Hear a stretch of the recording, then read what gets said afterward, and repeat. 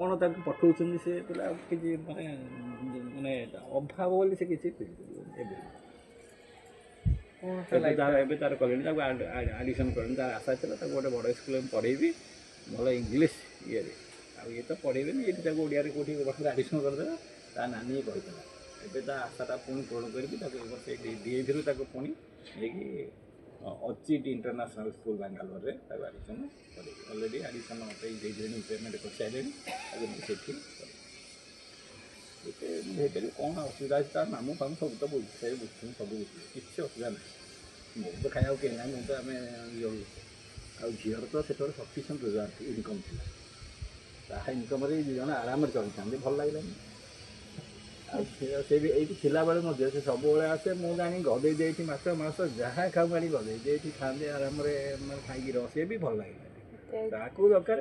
ଏବେ କ୍ୟାସ୍ ମୁଁ ନେବି ମୁଁ ମୋର ଆରେ ନିଜ ରୋଜଗାର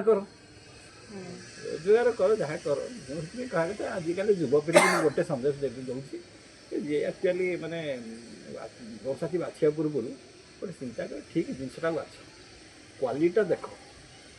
ଚେହେରାଟା ଦେଖନ୍ତୁ ଚେହେରାଟା ଦେଖିଦେଲେ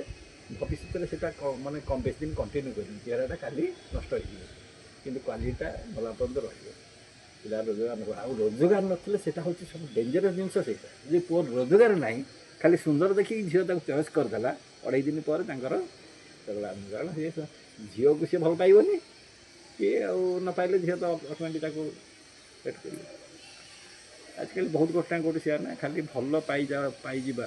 କଥା ହେଉଛି ଆଜିକାଲି ପିଲାଙ୍କ ମନ ଭାଙ୍ଗିଦେଲେ ବି ଆପଣ ଦେଖୁଛନ୍ତି କ'ଣ ମାନେ ହେଉଛି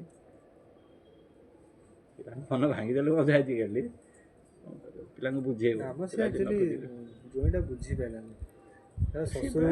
ରଜା ଭଳିଆ ରହିଥାନ୍ତା ମାନେ କିଛି ଅସୁବିଧା ନାହିଁ ମୋ ଗାଡ଼ି ମୋର ନିଅ ମୋର ଦିଦିଟା ତିନିଟା ଗାଡ଼ି ବ୍ୟବହାର କର ଏଠି ପୁଅ ପାଖରେ ଯୋଡ଼େ ଗାଡ଼ି ମୋ ପାଖରେ ଗାଡ଼ି ଫାଡ଼ି ସବୁ ଅଛି ତ ଆରାମରେ ରୁହ ଖାଇକି ତମେ ଏଇଠି ମାନେ ତ ଇଏ କରିକି ଯାହା କରୁଛ ମାନେ ଖାଇବା ପିଇବା କିଛି ଅଭାବ ନାହିଁ ତେଣୁ ସେତେବେଳେ କ'ଣ ତାକୁ ପଠଉଛନ୍ତି ସେ ପିଲା କିଛି ମାନେ ମାନେ ଅଭାବ ବୋଲି ସେ କିଛି ଏବେ ତାର କଲେଣି ତାକୁ ଆଡ଼ିସନ୍ କଲେଣି ତାର ଆଶା ଥିଲା ତାକୁ ଗୋଟେ ବଡ଼ ସ୍କୁଲରେ ମୁଁ ପଢ଼େଇବି ଭଲ ଇଂଲିଶ ଇଏରେ ଆଉ ଇଏ ତ ପଢ଼େଇବେନି ଏଠି ତାକୁ ଓଡ଼ିଆରେ କେଉଁଠି ବର୍ଷରେ ଆଡ଼ିସନ୍ କରିଦେବା ତା ନାନୀ କହିଥିଲା ଏବେ ତା ଆଶାଟା ପୁଣି ପୂରଣ କରିକି ତାକୁ ଏ ବର୍ଷ ଡିଏଭିରୁ ତାକୁ ପୁଣି ନେଇକି ଅଚିଟ୍ ଇଣ୍ଟରନ୍ୟାସନାଲ୍ ସ୍କୁଲ ବାଙ୍ଗାଲୋରରେ ତାକୁ ଆଡ଼ିସନ୍ କରିବି ଅଲରେଡ଼ି ଆଡ଼ିସନ୍ ଦେଇଦେଲେଣି ପେମେଣ୍ଟ କରିସାରିଲେଣି ତାକୁ ସେଠି ଏତେ ହେଇପାରିବ କ'ଣ ଅସୁବିଧା ଅଛି ତା ମାମୁଁ ଫାମୁଁ ସବୁ ତ ବୁଝିବେ ବୁଝୁଛନ୍ତି ସବୁ ବୁଝିବେ କିଛି ଅସୁବିଧା ନାହିଁ ମୁଁ ତ ଖାଇବାକୁ କେହି ନାହିଁ ମୁଁ ତ ଆମେ ଇଏ ଆଉ ଝିଅର ତ ସେତେବେଳେ ସଫିସିଏଣ୍ଟ ରୋଜଗାର ଇନକମ୍ ଥିଲା ତାହା ଇନକମ୍ରେ ଦୁଇ ଜଣ ଆରାମରେ ଚଳିଥାନ୍ତି ଭଲ ଲାଗିଲାନି ଆଉ ସେ ବି ଏଇଠି ଥିଲାବେଳେ ମଧ୍ୟ ସେ ସବୁବେଳେ ଆସେ ମୁଁ ଜାଣି ଗଦେଇ ଦେଇଛି ମାଛ ମାଂସ ଯାହା ଖାଉ ଆଣି ଗଦେଇ ଦେଇଛି ଖାଆନ୍ତି ଆରାମରେ ମାନେ ଖାଇକି ରହ ସେ ବି ଭଲ ଲାଗିଲାନି ତାକୁ ଦରକାର ଏବେ କ୍ୟାସ୍ ମୁଁ ନେବି ମୁଁ ମୋର ଆରେ ନିଜ ରୋଜଗାର କର ଯାହା କର ମୁଁ ସେଥିପାଇଁ କହିବା କଥା ଆଜିକାଲି ଯୁବପିଢ଼ିକୁ ମୁଁ ଗୋଟେ ସନ୍ଦେଶ ଦେଉଛି ଯେ ଆକ୍ଚୁଆଲି ମାନେ ସାଥୀ ବାଛିବା ପୂର୍ବରୁ ଗୋଟେ ଚିନ୍ତା କର ଠିକ୍ ଜିନିଷଟାକୁ ବାଛ କ୍ୱାଲିଟିଟା ଦେଖ ଚେହେରାଟା ଦେଖନ୍ତୁ ଚେହେରାଟା ଦେଖିଦେଲେ ଭବିଷ୍ୟତରେ ସେଇଟା ମାନେ କମ୍ ବେଶୀ ଦିନ କଣ୍ଟିନ୍ୟୁ କରିବି ଚେହେରାଟା କାଲି ନଷ୍ଟ ହେଇଯିବ କିନ୍ତୁ କ୍ୱାଲିଟିଟା ଭଲ ପର୍ଯ୍ୟନ୍ତ ରହିବ ପିଲା ରୋଜଗାର ଆଉ ରୋଜଗାର ନଥିଲେ ସେଇଟା ହେଉଛି ସବୁ ଡେଞ୍ଜରସ୍ ଜିନିଷ ସେଇଟା ଯେ ପୁଅ ରୋଜଗାର ନାହିଁ ଖାଲି ସୁନ୍ଦର ଦେଖିକି ଝିଅ ତାକୁ ଚଏସ୍ କରିଦେଲା ଅଢ଼େଇ ଦିନ ପରେ ତାଙ୍କର